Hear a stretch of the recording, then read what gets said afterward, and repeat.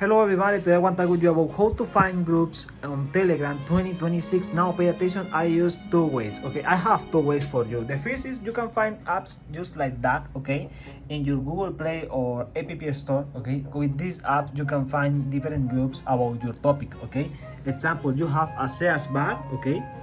Here, a search bar, and you can write any word that do you interesting. Example, business, gaming, education, crypto, bets, okay, I don't know, meet people and find different groups, okay.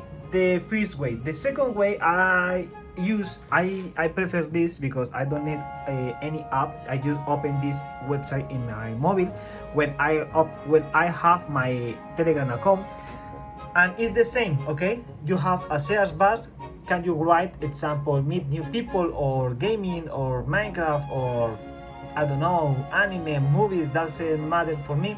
You can write and open and join in the group, okay? You have the webs, okay? Or you can use this, or you can use example this, okay? You have many ways for you one, okay? And this is all. I use two ways, okay? I prefer the second way, okay, in website, but do you prefer, okay? Do you use that? Do you want? Have a good day. Sorry for my bad English and see you later.